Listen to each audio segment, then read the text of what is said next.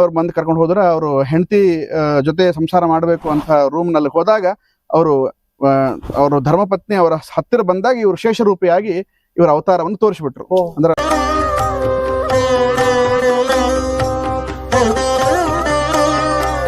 ಕಾಮನಿಗೆ ಕಾಮನೆಂದು ಸುರ ಸಾರ್ವಭೌಮ ಗುಣಧಾಮನೆಂದು ವಾಮನೇತ್ರೆಯರು ಪಾಡಿ ತೂಗಿದರು ರಾಮಾವತಾರ ಹರಿಯ.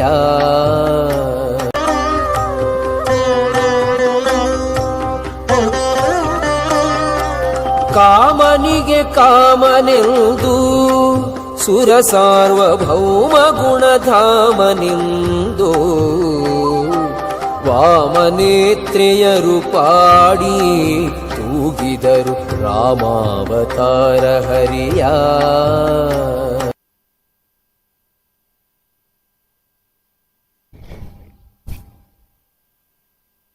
ವೀಕ್ಷಕರೇ ನಮಸ್ಕಾರ. ಇವತ್ತು ನಾವು ಕಾಗಿಣಾ ನದಿಯ ತಟದಲ್ಲಿದ್ದೀವಿ. ಕಾಗಿಣಾ ನದಿ ಅಂದ್ರೆ ನಮ್ಮ ಈ ಉತ್ತರ ಕರ್ನಾಟಕ ಭಾಗದಲ್ಲಿ ಅತ್ಯಂತ ದೊಡ್ಡ ನದಿ ಅಂತ ಕೂಡ ಕರೆಯಲಾಗ್ತದೆ.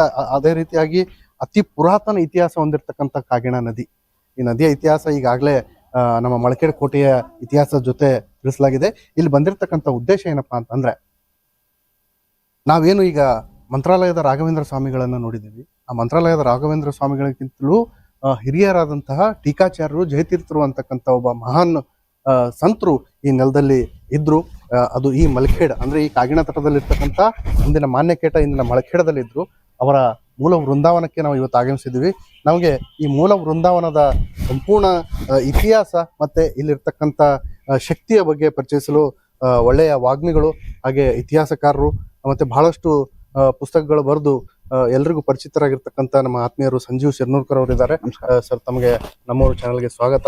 ತಾವು ದಯವಿಟ್ಟು ಈ ಮೂಲ ವೃಂದಾವನದ ಇತಿಹಾಸ ಆಮೇಲೆ ಟೀಕಾಚಾರ್ಯರು ಜಯತೀರ್ಥರು ಯಾವ ರೀತಿ ಇಲ್ಲಿ ಬಂದು ನೆಲೆಸಿದ್ರು ಅಂತಕ್ಕಂಥದ್ದನ್ನ ತಿಳಿಸ್ಕೊಡ್ಬೇಕು ಅಂತ ಹೇಳ್ಬೋದು.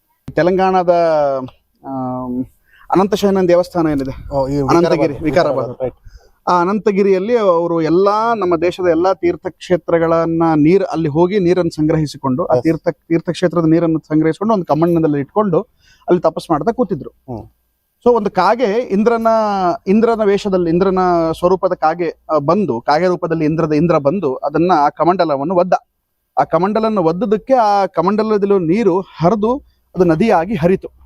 ಸೊ ಅದು ಕಾಗೆ ಒದ್ದದಕ್ಕೆ ಅದು ಕಾಗಿಣಾ ಅನ್ನುವಂಥ ಒಂದು ಈ ಆಡು ಭಾಷೆಯ ಪ್ರತೀತಿಯಲ್ಲಿ ಬಂತು. ಸೊ ಎಸೆನ್ಷಿಯಲಿ ಈ ನದಿ ಸರ್ವತೀರ್ಥಗಳ ಸಂಗಮ ಇದು. ಈ ಕಾಗಿಣಾ ನದಿಯಲ್ಲಿ ಸರ್ವತೀರ್ಥಗಳ ಸಂಗಮ ಇದೆ. ಇಡೀ ನಮ್ಮ ಭರತ ಖಂಡದ ಪ್ರತಿ ನದಿಯ ನೀರು ಈ ಕಾಗಿಣಾ ನದಿಯಲ್ಲಿ ಇದೆ ಅನ್ನುವಂಥ ಅನುಸಂಧಾನ ನಮ್ಮಲ್ಲಿರ್ಬೇಕು. ಸೊ ಇಂತಹ ಪವಿತ್ರವಾದ ನದಿ ಕ್ಷೇತ್ರದಲ್ಲಿ ಜಯತೀರ್ಥರ ಶ್ರೀಮದ್ ಟೀಕಾಕೃತ್ಪಾದರ ಮೂಲ ವೃಂದಾವನ ಇದೆ. ಅಷ್ಟೇ ಅಲ್ಲದೆ ಜಯತೀರ್ಥರ ಗುರುಗಳಾದಂತಹ ಅಕ್ಷೋಭ್ಯ ತೀರ್ಥರ ವೃಂದಾವನವೂ ಇಲ್ಲೇ ಇದೆ. ಉತ್ತರಾದಿ ಮಠದ ಪರಂಪರೆಯಲ್ಲಿ ಬಂದಂತಹ ರಘುನಾಥ ತೀರ್ಥರ ಮೂಲ ವೃಂದಾವನವು ಕೂಡ ಇದೇ ಮಳಖೇಡ ಕ್ಷೇತ್ರದಲ್ಲಿ ಇದೆ. ಮೂರು ಜನರು ವೃಂದಾವನ ಒಂದೇ ಕಡೆ ಇದೆ. ಅವ್ರ ಗುರುಗಳದು ಇಲ್ಲೇ ಇದೆ. ಹೌದು. ಆಮೇಲೆ ಜಯತೀರ್ಥರು, ಆಮೇಲೆ ಅವ್ರಾದ್ಮೇಲೆ ಯಾರು ಇದ್ರು? ಅವ್ರಾದ್ಮೇಲೆ ಬೇರೆ ಇನ್ನೂ 2-3 ಯತಿಗಳು ಬಂದ್ರು. ಆದ್ಮೇಲೆ ಈ ರಘುನಾಥ ತೀರ್ಥರ ಅನ್ನುವಂಥದ್ದು ಅದೇ ಪರಂಪರೆಯಲ್ಲಿ ಬಂದಂತಹ ಯತಿಗಳು. ಅವರ ವೃಂದಾವನವು ಕೂಡ ಮಳಖೇಡದಲ್ಲಿದೆ.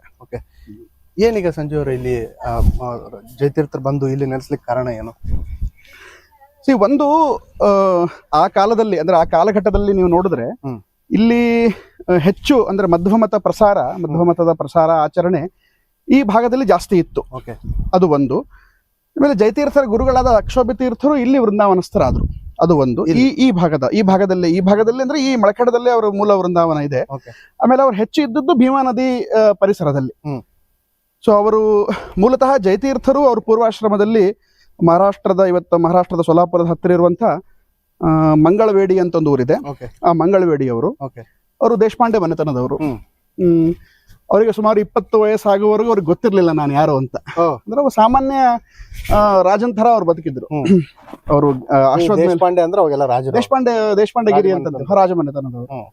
ಅವರು ಕುದುರೆ ಮೇಲೆ ಕೂತ್ಕೊಂಡು ಇಡೀ ದೇಶ ಸಂಚಾರ ಮಾಡ್ತಾ ಎಲ್ಲ ಕಡೆ ಅವರ ಹಳ್ಳಿಗಳನ್ನ ಅವರ ರೆವಿನ್ಯೂ ಕಲೆಕ್ಟ್ ಮಾಡ್ತಿದ್ರು. ಅವರ ಆಡಳಿತವನ್ನು ನಡೆಸ್ಕೊಂಡು ಹೋಗ್ತಾ ಇದ್ರು. ಇದು ಅವ್ರ ಕೆಲಸ ಆಗಿತ್ತು. ಒಂದು ದಿನ ಭೀಮಾ ನದಿ ತೀರದಲ್ಲಿ ಅಕ್ಷೋಭ್ಯ ತೀರ್ಥರು ಕೂತಿದ್ರು. ಇವರಿಗೆ ಬಹಳ ಬಾಯಾರಿಕೆ ಆಗಿತ್ತು. ಯಾರಿಗೆ? ಜಯತೀರ್ಥರ ಪೂರ್ವಾಶ್ರಮದ ಹೆಸರು ದೋಂಡೋ ಪಂಥ ಅಂತ. ದೋಂಡೋ ಪಂಥ, ದೋಂಡೋ ರಘುನಾಥ. ದೋಂಡೋ ಅಂದ್ರೆ ಕಲ್ಗುಂಡೆ. ದೋಂಡೋ ರಘುನಾಥ ಪಂಥ. ದೋಂಡೋ ರಘುನಾಥ ಅಷ್ಟೇ. ದೊಡ್ಡ ಪಂಥ ಅಂತ ಕರೀತಾರಲ್ಲ ಮರಾಠಿಯಲ್ಲಿ, ಅವ್ರ ಹೆಸರಾಗಿತ್ತು. ಬಹಳ ಕಲ್ಲಿನಂಗ ಆಗ್ಲಿ ನನ್ ಮಗ ಅಂತ ನಮ್ ಕಡೆ ಅಂತಾರಲ್ಲ, ಆ ರೀತಿ ಮಗನಿಗೆ ಹೆಸರು. ಮರಾಠಿ ಹೆಸರು ಅಂದ್ರೆ ಮರಾಠಿಗ ದೇಶಸ್ಥರು, ಮೂಲತಃ ಮರಾಠಿಗರೇ, ಮರಾಠಿ ಮಾತೃಭಾಷೆ. ಸೊ ಅವರು ಬಾಯಾರಿಕೆ ಬಹಳ ಆದಾಗ ಕುದುರೆಯಿಂದ ಕೆಳಗಿಳಿದು ನೀರು ಕುಡಿಯುವಷ್ಟು ವ್ಯವಧಾನ ಅವ್ರಿಗೆ ಆಗ್ಲಿಲ್ಲ. ಹಂಗೆ ನದಿಯ ಒಳಗಡೆನೆ ಕುದುರೆಯನ್ನು ತಗೊಂಡು ಹೋದ್ರು. ಕುದುರೆ ತಗೊಂಡೋಗಿ ಕುದುರೆ ಮೇಲೆ ಕೂತಲ್ಲೇ ಹಿಂಗೆ ನದಿಗೆ ಬಾಯಿ ಹಚ್ಚಿದ್ರು. ನದಿಗೆ ಬಾಯಿ ಹಚ್ಚಿದ ಕೂಡಲೇ ಅಲ್ಲಿ ಅಕ್ಷೋಭ ತೀರ್ಥರು ಇದನ್ನ ನೋಡ್ತಾ ಇದ್ರು. ಅಕ್ಷೋಭ ತೀರ್ಥರು ನೋಡ್ತಾ ಇದ್ರು. ಅಕ್ಷೋಭ ತೀರ್ಥರು ಕೇಳಿದ್ರು ಸಂಸ್ಕೃತದಲ್ಲಿ, ಕಿಂ ಪಶು ಪೂರ್ವ ದೇಹ ಅಂತ ಕೇಳಿದ್ರು. ಅಂದ್ರೆ ನೀ ಪೂರ್ವ ಜನ್ಮದಲ್ಲಿ ಏನು ಪಶು ಆಗಿದ್ದೇನಪ್ಪಾ ಅಂತ ಕೇಳಿದ್ರು. ಆ ಒಂದು ಮಾತು ಕೇಳಿದ ತಕ್ಷಣ ಕೂಡಲೇ ದೋಂಡೋ ಪಂಥರಿಗೆ, ದೋಂಡೋ ರಘುನಾಥ ರಾಯರಿಗೆ ಅವ್ರ ಇಡೀ ಪೂರ್ವ ಜನ್ಮದ ವೃತ್ತಾಂತವೆಲ್ಲ ನೆನಪಿಗೆ ಬಂತು. ಇದರಲ್ಲಿ ಒಂದು ಸಣ್ಣ ಕಥೆ ಇದೆ, ಹೇಳ್ಬಿಡ್ತೀನಿ. ಇವರು ಜಯತೀರ್ಥರು ಮೂಲತಃ ಇಂದ್ರನ ಸಂಜಾತರು, ಇಂದ್ರ ವಂಶಸ್ಥರು, ಇಂದ್ರ ಅಂಶಸ್ಥರು. ಅರ್ಜುನ ದ್ವಾಪರದಲ್ಲಿ ಅರ್ಜುನ ಆದ್ರು. ಅದಾದ್ಮೇಲೆ ಕಲಿಯುಗದಲ್ಲಿ ಜಯತೀರ್ಥರಾಗಿ ಬಂದ್ರು. ಜಯತೀರ್ಥರು ಅಂದ್ರೆ ಇವರು ಅರ್ಜುನಾಂಶ ಸಂಭೂತರು, ಇಂದ್ರಾಂಶ ಸಂಭೂತರು, ಜಯತೀರ್ಥರು ಅಂತ ಒಂದು ನಂಬಿಕೆ ಇದೆ. ಇವರು ಮಧ್ವಾಚಾರ್ಯರ ಕಾಲದಲ್ಲಿ, ಮಧ್ವಾಚಾರ್ಯರು ಶಿಷ್ಯಂದರಿಗೆ ಪಾಠ ಮಾಡಬೇಕಾದ್ರೆ ಮಧ್ವಾಚಾರ್ಯರು ಬರೆದಂತಹ ಗ್ರಂಥಗಳನ್ನ ಒಂದು ಎತ್ತಾಗಿ ವೃಷಭ ರೂಪದಲ್ಲಿ ಇವರಿದ್ರು. ಯಾವಾಗ? ಮಧ್ವಾಚಾರ್ಯರ ಕಾಲದಲ್ಲಿ. ಅವರು ಆ ಎತ್ತಿನ ಮೇಲೆ ಎಲ್ಲ ಗ್ರಂಥಗಳನ್ನ ಎತ್ತು ಅದನ್ನ ಹೊತ್ಕೊಂಡು ಹೋಗ್ತಾ ಅವ್ರಿಗೆ ಪ್ರತಿನಿತ್ಯ ಹೋಗೋದು ಮತ್ತೆ ವಾಪಸ್ ಬರೋದು ಮಾಡ್ತಾ ಇತ್ತು. ಅದೇ ಅಂದ್ರೆ ಮಧ್ವಾಚಾರ್ಯರು ಪಾಠ ಮಾಡಿದ್ದನ್ನ ಇದು ಸಾಕ್ಷಾತ್ ಎತ್ತಿನ ರೂಪದಲ್ಲಿ ಆಲ್ರೆಡಿ ಕೇಳಿದ್ದಾಗಿದೆ ಜಯತೀರ್ಥರು ತಮ್ಮ ಪೂರ್ವ ಇದರಲ್ಲಿ. ಮಧ್ವಾಚಾರ್ಯ ಏನ್ ಹೇಳಿದ್ರು, ಒಂದಿನ ಹಿಂಗೆ ಪಾಠ ಮಾಡ್ಬೇಕಾದ್ರೆ ಶಿಷ್ಯಂದರಿಗೆ, ಇಲ್ಲಿ ಏನ್ ಎತ್ತು ಕೂತ್ಕೊಂಡಿದೆಯಲ್ಲ, ಈ ಎತ್ತು ನನ್ನ ಗ್ರಂಥಗಳಿಗೆ ಮುಂದೆ ಟೀಕೆ ಬರೀತದೆ ಅಂತ ಹೇಳಿದ್ರಂತ. ಅವಾಗ ಅಲ್ಲಿ ಅನೇಕ ಶಿಷ್ಯರಿಗೆ ಖುಷಿ ಆಯ್ತು. ಎತ್ತಿಗೆ ಎಂತ ಸೌಭಾಗ್ಯ, ನಮ್ಗಿಲ್ದೇ ಇರುವಂತಹ ಪುಣ್ಯ ಎತ್ತು ಮಾಡಿದೆಯಲ್ಲಪ್ಪ, ಎತ್ತು ಬರೀತಿದೆ ಅಂತ. ಈ ಖುಷಿ ಪಡೋರ್ ಜೊತೆಗೆ ಮಾತ್ಸರ್ಯ ಪಡೋರು ಇದ್ದೇ ಇರ್ತಾರೆ. ಸಮಾಜದಲ್ಲಿ ಹೂವು ಮುಳ್ಳು ಎರಡೂ ಇರ್ತಾರೆ, ಕೇಳೋರು ಇದ್ದೇ ಇರ್ತಾರೆ. ಸೊ ಅವರಿಗೆ ಅದು ತಡ್ಕೊಳಿಕ್ ಆಗ್ಲಿಲ್ಲ. ಎತ್ತು ಬರೀತದೆ ಅಂತ ಹೇಳಿ ಎತ್ತಿಗೆ ವಿಷಪ್ರಾಶನ ಮಾಡಿ ಆ ಎತ್ತಿಗೆ ಸಾಯಿಸ್ಬಿಟ್ರು. ಸೊ ಅದು ಅಲ್ಲಿಗೆ ಅದು ಕತೆ ಮುಗೀತು. ಸೊ ಅಂದ್ರೇನು, ಆ ಎತ್ತೆ ಮುಂದೆ ಜಯತೀರ್ಥರಾಗಿ ಮಧ್ವಾಚಾರ್ಯರ ಗ್ರಂಥಗಳಿಗೆ ಟೀಕೆ ಬರೆದು ವಿಶ್ವಮಾನ್ಯರಾಗ್ತಾರೆ ಅನ್ನೋದು ಅವಾಗೆ ಅದು ಪ್ರತೀತಿ ಇತ್ತು. ಸೊ ಈ ಇಡೀ ಕಥೆ ಜಯತೀರ್ಥರಿಗೆ ನೆನಪಾಯ್ತು. ಅಂದ್ರೆ ದೋಂಡೋ ರಘುನಾಥರು ಯಾರು ನೀರು ಕುಡಿತಿದ್ರಲ್ಲ, ಅವರಿಗೆ ನೆನಪಾಯ್ತು. ನಾನು ನನ್ನ ಜನ್ಮದ ಕಾರಣ ಬೇರೆನೇ ಇದೆ. ನಾ ಈ ಭೂಮಿಗೆ ಬಂದಿದ್ದೆ ಬೇರೆ ಕಾರಣಕ್ಕೋಸ್ಕರ. ನಾ ಏನ್ ಮಾಡ್ತಾ ಇದ್ದೀನಿ, ಆಡಳಿತ ಮಾಡ್ತಾ ಇದ್ದೀನಿ, ರಾಜಂತರ ಓಡಾಡ್ತಾ ಇದ್ದೀನಿ ಅಂತ ಹೇಳಿ ಸೀದಾ ಅಕ್ಷೋಭ ತೀರ್ಥರ ಹತ್ರ ಬಂದ್ರು. ಅವ್ರ ಕಾಲಿಗೆ ಬಿದ್ರು, ಸ್ವಾಮಿ ನನಗೆ ಸನ್ಯಾಸ ಕೊಡ್ರಿ ಅಂತ ಕೇಳ್ಕೊಂಡ್ರು. ಸೊ ಇಷ್ಟೆಲ್ಲ ಆಗೋಕ್ಕೂ ಮುಂಚೆನೆ ಜಯತೀರ್ಥರಿಗೆ ಆಲ್ರೆಡಿ 2 ಮದುವೆ ಆಗಿತ್ತು. ಅವರು ದೊಡ್ಡ ರಾಜಮನೆತನದ ಒಂದು ಇದ್ರಲ್ಲಿದ್ರು, ಪೀಠದಲ್ಲಿದ್ರು, ಎಲ್ಲ ಇದ್ರು. ಮತ್ತು ಅಂತ ಒಂದು ಗೃಹಸ್ಥ ಸಂಸಾರಿಗಳು ಒಮ್ಮೆ ಒಂದು ದಿನದಾಗೆ ಸನ್ಯಾಸಿ ಆಗ್ತಾರಂತಂದ್ರೆ ಅದು ಬಹಳ ಯಾರಿಗೂ ನಂಬಲಿಕ್ಕೆ ಸಾಧ್ಯ ಇಲ್ಲಲ್ಲ. ಸೊ ಅಕ್ಷೋಭ ತೀರ್ಥರು ಹೇಳಿದ್ರು, ಇಲ್ಲ ನನಗೆ ಸನ್ಯಾಸ ಕೊಡ್ತೇನೆ, ಬಟ್ ನಿಮ್ಮ ಮನೆಯಲ್ಲೆಲ್ಲ ಪರ್ಮಿಷನ್ ಕೇಳ್ಕೊಂಡ್ ಬರ್ಬೇಕು. ಇಲ್ಲ ಪರ್ಮಿಷನ್ ಏನಿಲ್ಲ, ನೀವು ನನಗೆ ಸನ್ಯಾಸ ಕೊಟ್ಟು ಬಿಡ್ರಿ ಅಂತ. ಸನ್ಯಾಸ ತಗೊಳ್ಳೋ ಅಂತ ಸಂದರ್ಭದಲ್ಲಿ ಇನ್ನು ಸನ್ಯಾಸ ಕೊಟ್ಟಿರ್ಲಿಲ್ಲ. ಮತ್ತೆ ಅವ್ರ ಮನೆಯವ್ರು ಬಂದು ಅವ್ರಿಗೆ ಕರ್ಕೊಂಡು ಹೋದ್ರು. ಅವ್ರ ಮನೆಯವ್ರು ಬಂದು ಕರ್ಕೊಂಡು ಹೋದ್ರೆ ಅವರು ಹೆಂಡತಿ ಜೊತೆ ಸಂಸಾರ ಮಾಡ್ಬೇಕು ಅಂತ ರೂಮ್ ನಲ್ಲಿ ಹೋದಾಗ ಅವರು ಧರ್ಮಪತ್ನಿ ಅವರ ಹತ್ತಿರ ಬಂದಾಗ ಇವರು ಶೇಷರೂಪಿಯಾಗಿ ಇವರ ಅವತಾರವನ್ನು ತೋರಿಸ್ಬಿಟ್ರು. ಅಂದ್ರೆ ಇವರು ಶೇಷ ಹಾವಾಗಿ ಪರಿವರ್ತನೆ ಆದ್ರು ಜಯತೀರ್ಥರು. ನಾನು ಸ್ವತಃ ಇಲ್ಲಿ ಬಂದದ್ದು ನನ್ನ ಜನ್ಮದ ಕಾರಣ ಬೇರೆ ಇದೆ. ನಾನು ಸಂಸಾರಿಯಾಗಿ ಇಲ್ಲಿ ಭೋಗ ಜೀವನ ಮಾಡ್ಲಿಕ್ಕೆ ಬಂದಿಲ್ಲ. ನಾನು ವೇದಾಂತ ಸಾಮ್ರಾಜ್ಯದ ಪೀಠವನ್ನೇರಿ ಇಡೀ ವಿಶ್ವಕ್ಕೆ ವೇದಾಂತದ ಸರಿಯಾದ ಜ್ಞಾನವನ್ನು ಕೊಡಲು ನಾನು ಬಂದಿದ್ದೇನೆ ಅಂತ ಅವರ ತಂದೆ ತಾಯಿಗಳಿಗೂ ಅದು ಅರಿವಾಯ್ತು. ನನ್ನ ಮಗ ಕಾರಣ ಜನ್ಮ ಹೊಂದಿದೆ, ಅವನು ಸಾಮಾನ್ಯವಾದ ವ್ಯಕ್ತಿ ಅಲ್ಲ ಅಂತ ಹೇಳಿ ಮತ್ತೆ ಅವರೆಲ್ಲರೂ ಕೂಡ ಅಕ್ಷೋಭ ತೀರ್ಥರ ಹತ್ರ ಬಂದು ಶರಣಾಗತರಾಗಿ, ಗುರುಗಳೇ ನೀವು ಸನ್ಯಾಸ ಕೊಡಬಹುದು ಅಂತಂದಾಗ ಅಕ್ಷೋಭ ತೀರ್ಥರು ಮತ್ತು ಜಯತೀರ್ಥರಿಗೆ ಜಯತೀರ್ಥ ಅಂತ ಹೇಳಿ ನಾಮಕರಣ ಮಾಡಿ ಸರ್ವಜ್ಞ ಪೀಠವನ್ನ ಅಲಂಕರಿಸ್ತಾರೆ. ಆವಾಗ ಅವರಿಗೆ ಪಾಠ ಅದೆಲ್ಲ ಇತ್ಯಾದಿ ಆಗಿ ಅವಾಗ ಶುರು ಆಗುತ್ತೆ ನೋಡಿ. ಅಂದ್ರೆ ಮನುಷ್ಯನ ಜೀವನ ಹೆಂಗ್ ಬದಲಾಗುತ್ತೆ. ಅಲ್ಲಿವರೆಗೂ ಏನು ಗೊತ್ತಿಲ್ಲದೆ ಇರೋರು ಒಂದು ಫ್ರಾಕ್ಷನ್ ಆಫ್ ಸೆಕೆಂಡ್ ಅಲ್ಲಿ ಇಡೀ ಪೂರ್ವ ಜನ್ಮದ ವೃತ್ತಾಂತವನ್ನೆಲ್ಲ ಅವರು ತಿಳ್ಕೊಂಡು, ಮೊದಲನೇದಾಗಿ ಪೂರ್ವ ಜನ್ಮದ ವೃತ್ತಾಂತ ತಿಳಿದಿದ್ದು ನದಿಯಲ್ಲಿ ನೀರು ಕುಡಿಬೇಕಾದ್ರೆ ಅವ್ರು ಅಷ್ಟು ಒಂಥರ ಹೇಳಿದ್ರೆ ನಮ್ಮ ಭಾಷೆದ ಮೈಗಳ್ರು ಅಂತ ಹಂಗಿದ್ರು ಕುಡಿಲಿಕ್ಕೂ ಅವ್ರಿಗೆ ಅಂದ್ರೆ ಅಷ್ಟು ಮೈಗಳ್ರು ಅವ್ರು ನೀರು ಕುಡಿಬೇಕು, ನೀರಿಕೆ ಜಗ್ಗಿ ಆಗ್ಬಿಟ್ಟಿತ್ತು. ಆದ್ರೂ ಕುದುರೆ ತಗೊಂಡು ಸೀದಾ ಹೋಗಿ ಬಾಯಿ ಹಚ್ಚಿಬಿಟ್ರು. ಅವ್ರು ಅಕ್ಷೋಭ ತೀರ್ಥರು ನೋಡಿದ್ರು ಅವ್ರು ತಪಸ್ ಮಾಡ್ತಾ ಕೂತಿದ್ರು ಭೀಮಾ ನದಿ ತೀರದಲ್ಲಿ. ಅವಾಗ ಇಷ್ಟೆಲ್ಲ ನಡೀತಿದೆಲ್ಲ ನಡಿಬೇಕಂತ ಹೇಳಿ ವಿಧಿಯಲ್ಲಿ ಇರ್ತದೆ, ಅದು ಆಯ್ತು ಅಷ್ಟೇ ಅಂತ ಜಯತೀರ್ಥರು. ಆಮೇಲೆ ಮತ್ತೆ ಪಾಠ ಕಲ್ತು ಇಡೀ ಎರಡ ಎಲ್ಲ ಅಂದ್ರೆ ವೇದಾಂತ, ಶಬ್ದಶಾಸ್ತ್ರ, ವ್ಯಾಕರಣ. ವಯಸ್ಸಿರ್ಬೋದು ಅವಾಗ? ಅವಾಗ ನನ್ನ ಪ್ರಕಾರ ಅವ್ರಿಗೆ ಒಂದು 22-23 ವರ್ಷ ವಯಸ್ಸು ಇರ್ಬೋದು ಅಷ್ಟೇ. ಬಹಳ ಸಣ್ಣವರು, ಬಹಳ ಚಿಕ್ಕವರು. ಆ ವಯಸ್ಸಿನಾಗ ಸನ್ಯಾಸ ತಗೊಳ್ತಾರೆ. ಸನ್ಯಾಸ ತಗೊಂಡ್ಮೇಲೆ ಪಾಠಗಳೆಲ್ಲ ಅಧ್ಯಯನ ಆಗುತ್ತೆ. ಅಧ್ಯಯನ ಆದ್ಮೇಲೆ ಅವರು ಅಕ್ಷೋಭ್ಯ ತೀರ್ಥರ ವೃಂದಾವನಸ್ಥರಾಗ್ತಾರೆ.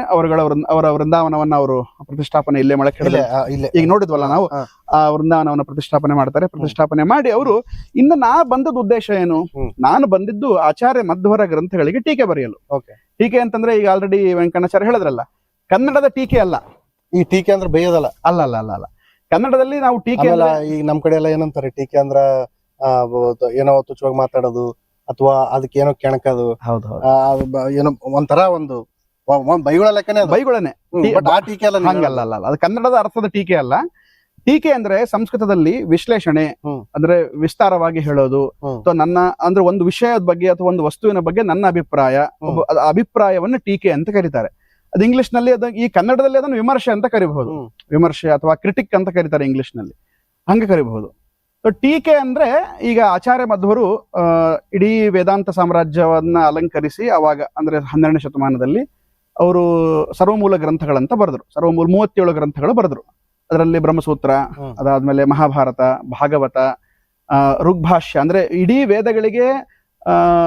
ವೇದಗಳಿಗೆ ಯಾರು ಭಾಷ್ಯ ಬರ್ದಿಲ್ಲ. ಅಂದ್ರೆ ಬೇರೆ ಆಚಾರ್ಯರು ವೇದಗಳನ್ನು ಮುಟ್ಲಿಕ್ಕೆ ಹೋಗ್ಲಿಲ್ಲ. ಆದ್ರೆ ವೇದಗಳಿಗೆ ಭಾಷ್ಯ ಬರೆದ ಏಕೈಕ ಆಚಾರ್ಯರು ಮಧ್ವಾಚಾರ್ಯರು. ಅದು ಋಗ್ವೇದಕ್ಕೆ ಮಾತ್ರ, ಋಗ್ಭಾಷ್ಯ ಅನ್ನುವಂತ ಗ್ರಂಥ. ಅಂದ್ರೆ ನಿಮ್ಮ ಪ್ರಕಾರ ಸಂಜೀವ್ರೆ, ಸ್ವಲ್ಪ ಇಂಟರಪ್ಟ್ ಮಾಡ್ತೇನೆ. ನೀವ್ ಹೇಳೋ ಪ್ರಕಾರ ಏನಂತಂದ್ರೆ ಜಯತೀರ್ಥರು ಟೀಕೆಗಳು ಬರ್ದ್ರು ಅಂತೇಳಿ ಟೀಕಾಚಾರ್ಯರು ಅನ್ಸ್ಕೊಂಡ್ರು. ಹೌದು ಹೌದು ಹೌದು ಹೌದು. ಈ ಟೀಕೆ ಅನ್ನೋದು ಒಂದು ವಿಸ್ತಾರ ಅಂದ್ರೆ ಒಂದು ವಿಸ್ತಾರವಾಗಿ ಹೇಳುವಂತ ಒಂದು ಪ್ರಕ್ರಿಯೆ. ಸೊ ಈ ವಿಸ್ತಾರತೆ ಅವ್ರ ಬಳಿ ಇತ್ತು. ಹೌದು, ಖಂಡಿತ ಇತ್ತು. ಅಂತಹ ಟೀಕೆ ಅವ್ರು ಬರ್ದದಕ್ಕೆ ಅವ್ರು ಟೀಕಾರಾಯರ್ ಅಂತ ಆದ್ರು. ಯಾಕಂದ್ರೆ ಟೀಕೆ ಬರೆದವ್ರು ಬಹಳ ಜನ ಇದ್ದಾರೆ.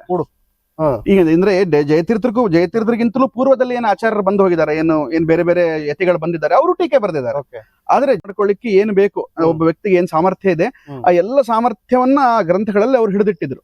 ಅಂದ್ರೆ ಆಗಿನ ಕಾಲದಲ್ಲಿ ಬಂದಂತ, ಅಂದ್ರೆ ಅಲ್ಲಿವರೆಗೂ ಬಂದಂತ ಬೇರೆ ಬೇರೆ ವಾದಗಳು, ಏನೇನ್ ಬೇರೆ ಬೇರೆ ವಾದಗಳಿವೆ, ಎಲ್ಲ ವಾದಗಳಿಗೂ ಸಮರ್ಪಕವಾಗಿ ಉತ್ತರ ಕೊಟ್ಟು, ಅಂದ್ರೆ ಹೆಂಗಿದೆ ಅಂತಂದ್ರೆ ಈಗ ಬೇರೆ ಬೇರೆ ಒಂದು ಸಂಪ್ರದಾಯದಲ್ಲಿ ಏನೋ ಅವರು ಒಂದು ಸಿದ್ಧಾಂತವನ್ನು ಹೇಳಿರ್ತಾರೆ. ಆ ಸಿದ್ಧಾಂತದ ಆ ಕೃತಿಗಳನ್ನು ಓದಿದಾಗ ಅದು ನಮಗೆ ಸರಿಯಾಗಿ ಅರ್ಥ ಆಗ್ತಿರಲ್ಲ. ಆದ್ರೆ ಜಯತೀರ್ಥರ ಕೃತಿಗಳನ್ನು ಓದಿದಾಗ ಆ ಎದುರಿನ ವ್ಯಕ್ತಿ ಸಿದ್ಧಾಂತ ಏನು ಅಂದ್ರೆ, ಈಗ ಚರ್ಚೆ ಮಾಡುವಲ್ಲಿ ಪೂರ್ವ ಪಕ್ಷ ಉತ್ತರ ಪಕ್ಷ ಅಂತ ಎರಡು ಇರ್ತದೆ. ಅಂದ್ರೆ ಎದುರಿನ ವ್ಯಕ್ತಿ ಏನ್ ಹೇಳ್ತಾ ಇದ್ದಾನೆ ಮೊದಲ ನನ್ನ ನಾವು ಅರ್ಥ ಮಾಡ್ಕೊಂಡು ಅದನ್ನ ಎಸ್ಟಾಬ್ಲಿಷ್ ಮಾಡಿ ಮತ್ತೆ ನಮ್ಮದ ಪಾಯಿಂಟ್ ಅನ್ನ ಎಸ್ಟಾಬ್ಲಿಷ್ ಮಾಡ್ಬೇಕು. ಇದು ಅಂದ್ರೆ ಇದು ಶಾಸ್ತ್ರೀಯವಾಗಿ ವಾದ ಮಾಡುವ ಒಂದು ಪ್ರಕ್ರಿಯೆ. ಹಿಂಗೆ ವಾದ ಮಾಡ್ಬೇಕು. ಸುಮ್ನೆ ಏನೋ ವಾದ ಅಂದ್ರೆ ಬೈಗುಳ ಅಲ್ಲ. ಅಂದ್ರೆ ಒಂದು ವಿಷಯ ನನ್ನ ಸಿದ್ಧಾಂತಕ್ಕೆ ನಿಲುವನ್ನ ಸ್ಪಷ್ಟವಾಗಿ ಹೇಳೋದು ಅಂತ ಅದು ವಾದ. ಇದು ಫಿಲಾಸಫಿ, ಇದು ಜಗಳ ಅಲ್ಲ. ಇದು ಬಹಳ ಅಂದ್ರೆ ಇದಕ್ಕೆ ಈಗಿನ ಕಾಲದಲ್ಲಿ ವಾದ ಅಂದ್ರೆ ಏನೇನೋ ಅನ್ಕೊಂಡ್ಬಿಡ್ತೀವಿ ನಾವು. ಅದು ಬಹಳ ಶಿಷ್ಟವಾಗಿ ನಡೀತಾ ಇತ್ತು ಅವಾಗ. ಅಂದ್ರೆ ಇನ್ವಿಟೇಷನ್ ಮಾಡಿ ಕರೆದು ಕೂತ್ಕೊಂಡು ಆ ಕಡೆ ಒಂದು ವ್ಯಕ್ತಿ, ಆ ಕಡೆ ಒಂದು ಪಂಗಡ, ಈ ಕಡೆ ಒಂದು ಪಂಗಡ ಕೂತ್ಕೊಂಡು ಬೇರೆ ಬೇರೆ ವಿದ್ವಾಂಸರೆಲ್ಲ ಕೂತ್ಕೊಂಡು ವಾದ ಮಾಡ್ತಾ ಇದ್ರು.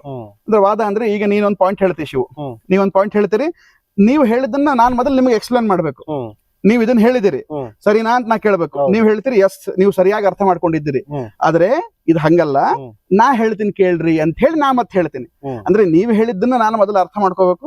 ಅರ್ಥ ಮಾಡ್ಕೊಂಡು ಅದನ್ನ ಸರಿಯಾಗಿ ಎಕ್ಸ್ಪ್ಲೇನ್ ಮಾಡ್ಬೇಕು. ಎಕ್ಸ್ಪ್ಲೇನ್ ಮಾಡಿದ್ಮೇಲೆ ನನ್ನ ಅಭಿಪ್ರಾಯವನ್ನ ಅದ್ರಲ್ಲಿ ಹೇಳ್ಬೇಕು. ಇದು ವಾದದ ಪ್ರಕ್ರಿಯೆ. ಇದು ಟೀಕೆ. ಇದಕ್ಕೆ ನೀವು ಪೂರ್ವ ಪಕ್ಷಗಳು, ನಾನು ಅದರ ಉತ್ತರ ಪಕ್ಷ ಹತ್ರ ಅನ್ಬಹುದು. ಅಂದ್ರೆ ಶಾಸ್ತ್ರಾರ್ಥ ವಾಕ್ಯಾರ್ಥಗಳು ಅದಕ್ಕಿಂತ ಬಹಳ ಉನ್ನತ ಮಟ್ಟದಲ್ಲಿ ನಡೀತವೆ. ಈಗಲೂ ಕೂಡ ಕಾಶಿಯಲ್ಲಿ, ಬೇರೆ ಬೇರೆ ಕಡೆ, ಉಡುಪಿಯಲ್ಲಿ ಅಥವಾ ನಮ್ಮ ಬೆಂಗಳೂರಿನ ವಿದ್ಯಾಪೀಠಗಳಲ್ಲೆಲ್ಲ, ಮುಂಬೈ ವಿದ್ಯಾಪೀಠಗಳಲ್ಲಿ ಶಾಸ್ತ್ರಾರ್ಥಗಳು ನಡೀತದೆ. ಆ ನಡೆದಾಗ ಅದು ನೋಡ್ಲಿಕ್ಕೆ ಚಂದ ಇರ್ತದೆ. ಅದ ನಮ್ಮಂತ ಸಾಮಾನ್ಯರಿಗೆ, ಶಾಸ್ತ್ರ ಅಲ್ಪ ಸ್ವಲ್ಪ ಗೊತ್ತಿದವರಿಗೆ, ಓದ್ದೇ ಇರೋರಿಗೆ ಅದು ಅಷ್ಟು ಹೆಚ್ಚು ರುಚಿಸಲ್ಲ. ಆದ್ರೆ ಶಾಸ್ತ್ರದ ಬಗ್ಗೆ ಆಳವಾದ ಅಧ್ಯಯನ ಇರೋನಿಗೆ ಅದು ಬಹಳ ಖುಷಿ ಕೊಡುತ್ತೆ. ದಿನಗಟ್ಲೆ ನಡೀತದೆ. ದಿನಗಟ್ಲೆ ನಡೆದ್ರು ಅವರು ಅದನ್ನ ಅಷ್ಟು ಎಂಜಾಯ್ ಮಾಡ್ತಾರೆ. ಇದೆಲ್ಲ ಎಲ್ಲಿ ನಡೀತಿತ್ತು? ಒಂದ್ ಕಾಲದಲ್ಲಿ ನಮ್ಮ ಭಾರತದಲ್ಲಿ ಪ್ರತಿ ಊರಲ್ಲಿ ನಡೀತಾ ಇತ್ತು. ಟೀಕಾಚಾರ್ಯರು ಟೀಕಾಚಾರ್ಯರು ಅಂದ್ರೆ ಇವರು ಪ್ರವಾಸ ಮಾಡ್ತಿದ್ರಲ್ಲ, ಅಂದ್ರೆ